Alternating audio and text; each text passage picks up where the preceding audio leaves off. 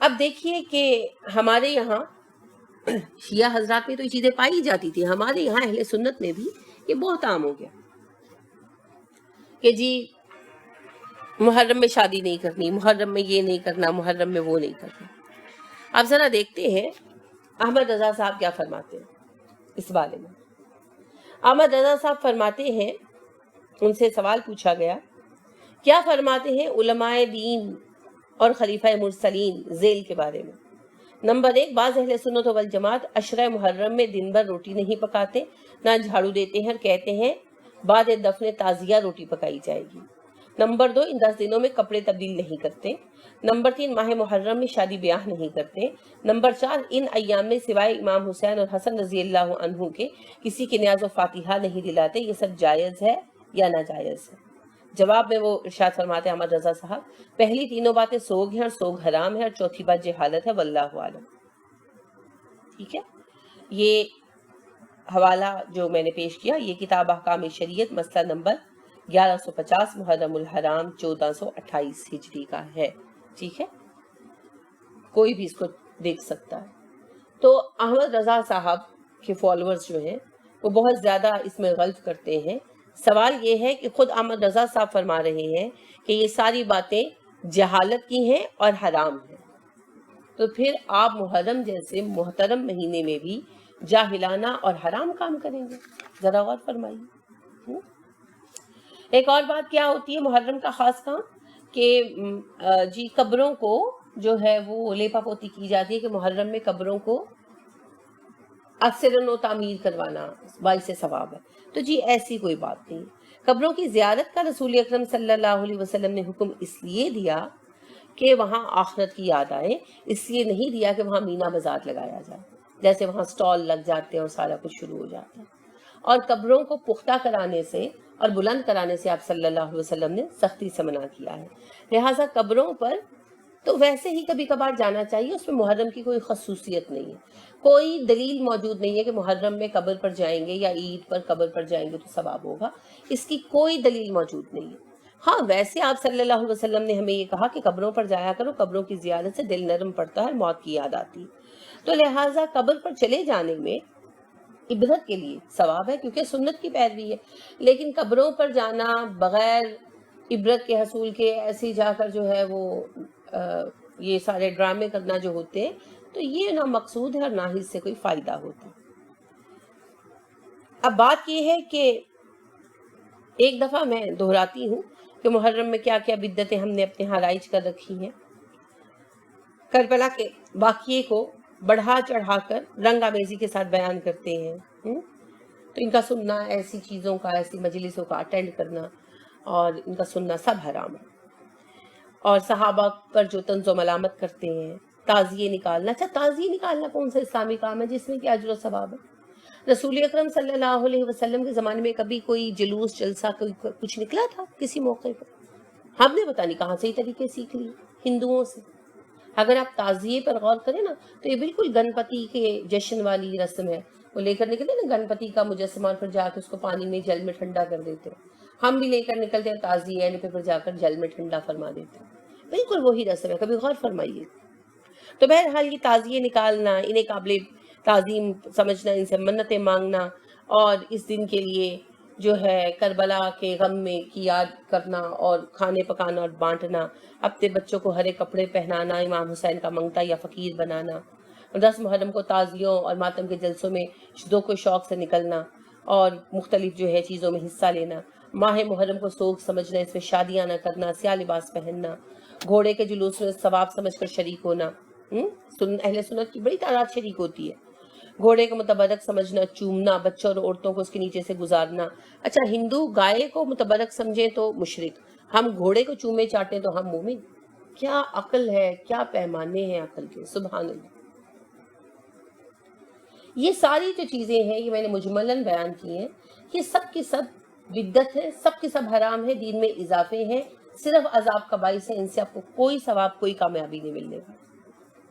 آپ صلی اللہ علیہ وسلم نے ارشاد فرمایا تھا، مسلمانوں تم میری سنت اور ہدایت یافتہ خلفائے راشدین کے طریقے ہی کو اختیار کرنا اور اسے مضبوطی سے تھامے رکھنا اور دین میں اضافہ شدہ چیزوں سے اپنے آپ کو بچا کر رکھنا، اس لیے کہ دین میں ہر نیا کام چاہے وہ کیسا ہی کیوں نہ ہو بدعت ہے اور ہر بدعت گمراہی ہے۔ سنن ابو داؤد ہے اور اس کی حدیث کا نمبر 4607 ہے۔ اچھا، ایک اور بہت بڑی جو روایت مشہور ہے وہ یہ ہے کہ محرم کے حوالے سے کہ 10ویں تاریخ کو جو اپنے اہل و عیال پر فراخی کرے گا اللہ سارا سال اس پر فراخی کریں گے، یہ بات بالکل بے اصل ہے، اس کی کوئی حقیقت نہیں ہے، ٹھیک ہے۔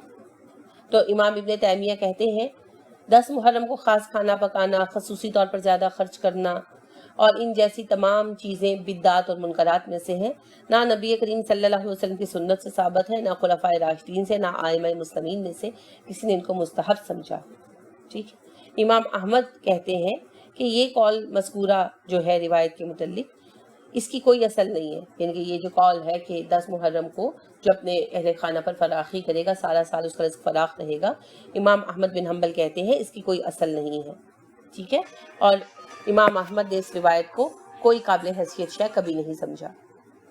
اسی طرح محمد بن وضاح اپنی کتاب میں، کتاب کا نام ہے البدع والنہی عنہا، اس میں امام یحییٰ بن یحییٰ سے نقل کرتے ہیں کہ امام یحییٰ بن یحییٰ نے کہا، میں امام مالک کے زمانے میں مدینہ منورہ اور امام لیث ابن القاسم اور ابن وہب کے ایام مصر میں موجود تھا اور عاشورہ کا دن آیا، میں نے کسی سے اس میں خصوصی طور پر زیادہ خرچ کرنے کا ذکر تک نہیں سنا، اگر ان کے ہاں کوئی ایسی روایت ہوتی تو باقی احادیث کی طرح وہ اس کا بھی ذکر کرتے، ٹھیک ہے۔ البدع والنہی عنہا کے صفحہ نمبر 45 پر جو دمشق کے شہر سے شائع ہوئی، یہ آپ کو ملے گا۔ کتاب کا نام البدع والنہی عنہا ہے اور صفحہ 45 پر ان کا یہ بیان آپ کو ملے گا۔ اب دیکھیے امام محمد بن وضاح جو ہے وہ خود بہت بڑے عالم ہیں اور وہ کہتے ہیں کہ امام مالک کے زمانے میں مدینہ منورہ میں تھا، تو میں امام مالک کے اسٹوڈنٹ تھے، تو امام مالک پڑھاتے تھے نا، تو خصوصی دن پر جیسے یہ محرم شروع ہوا تو میں محرم کے حوالے سے آپ سے بات کر رہی ہوں، تو ایک چھوٹی سی کاوش ہے میری اور تھوڑا سا علم ہے، تو امام مالک علیہ الرحمہ تو بہت بڑی ہستی تھے، تو وہ بھی خصوصی مواقعوں کے حوالے سے بتاتے ہوں گے نا، تو کہتے ہیں کہ اگر عاشورہ کے حوالے سے کوئی حدیث ہوتی تو وہ ضرور سناتے زیادہ خرچ کرنے کے بارے میں۔ اسی طرح وہ کہتے ہیں مصر میں جب رہا تو امام لیث ابن القاسم اور ابن وہب جیسے علماء حدیث کی خدمت میں رہا اور ان سے میں نے علم حاصل کیا، لیکن انہوں نے بھی ان مواقع پر کوئی حدیث بیان نہیں کی، اگر ایسی کوئی حدیث ہوتی رزق کے اضافے کے بارے میں تو وہ بیان کرتے۔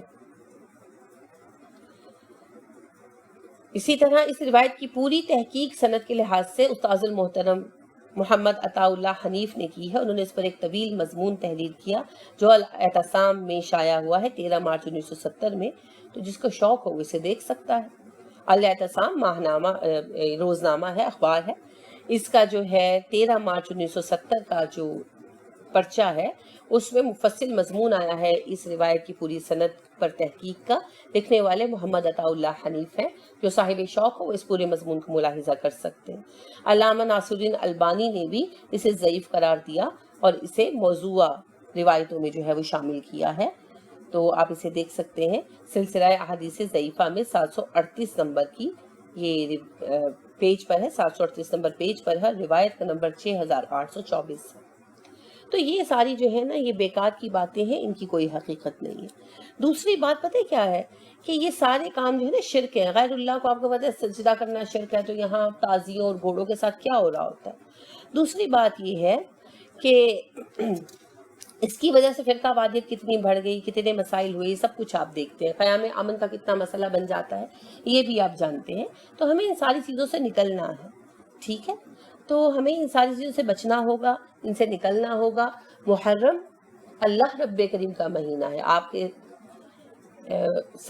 خدمت میں نے حدیث مبارکہ پیش کی، رسول اکرم صلی اللہ علیہ وسلم نے محرم کو شہر اللہ قرار دیا، اللہ کا مہینہ ہے، اس کا حق ادا کریں۔ اس کا حق کیا ہے؟ کثرت سے روزے رکھیں، برائیوں سے بچیں۔ اب شیطان ہمیں کیسے پھنساتا ہے؟ اس مہینے میں جو بابرکت ترین مہینہ ہے، حرام مہینوں میں سے بھی منتخب مہینہ ہے، اس میں ہم سے بہت کثرت کے ساتھ یہ برائیاں کراتا ہے۔ اللہ کی مسلسل نافرمانیاں، سوگ حرام ہے، سوگ منانا شروع کر دیتے ہیں، ماتم حرام ہے، ماتم کرنا شروع کر دیتے ہیں۔ غیر اللہ کی تعظیم حرام ہے، غیر اللہ کی تعظیم شروع کر دیتے ہیں۔ بدعت حرام ہے، بدعتیں شروع کر دیتے ہیں۔ شرک شروع کر دیتے ہیں، شرک شدت سے حرام ہے، شرک شروع کر دیتے ہیں۔ اور اتنا زیادہ اللہ کی نافرمانی کرتے ہیں اس مبارک ترین مہینے میں جس کی حد نہیں ہے، اور حالانکہ حرام مہینوں میں جیسے نیکی کا ثواب بڑھ جاتا ہے اسی طرح برائی کا عذاب بھی بڑھ جاتا ہے۔ تو لہٰذا سوچئے، اللہ کی حدیں ہیں، انہیں توڑنے سے بچیں۔ اللہ نے خصوصیت سے ارشاد فرمایا ان مہینوں میں اپنی جانوں پر ظلم مت کرو، تو آپ اپنے لیے اپنی جانوں پر ظلم نہ کریں۔ تو اگر میرا نہیں بنتا نہ بن، اپنا تو بن، اپنے بارے میں تو سوچئے، اپنے آپ کو جہنم سے بچائیے۔ کیا جواب دیں گے ان سارے اعمال کا؟ محرم کے حقیقی کام کیا ہیں؟ روزے کثرت سے رکھنا، نوافل ادا کرنا، اللہ کا ذکر کرنا، اس کی حرمت کا خیال کرنا، یہ ہے خصوصی کام جو کرنے چاہیے۔ ٹھیک ہے، اللہ رب کریم ہمیں توفیق عطا فرمائے اس حرام مہینے کی حرمت کو مد نظر رکھنے کی، اس کا حق ادا کرنے کی، اور ان ساری بدعتوں اور حرام کاموں سے بچنے کی۔ اللہ رب کریم ہمیں توفیق عطا فرمائے، ہم اللہ کی اس نعمت سے فائدہ اٹھا سکیں اور اللہ کی ناپسندیدہ باتوں کو ترک کر سکیں اور اللہ کی حدود کو قائم رکھ سکیں۔ آمین۔ سبحانک اللہم وبحمدک ونشہد ان لا الہ الا انت ونستغفرک ونتوب الیک۔ السلام علیکم ورحمۃ اللہ وبرکاتہ۔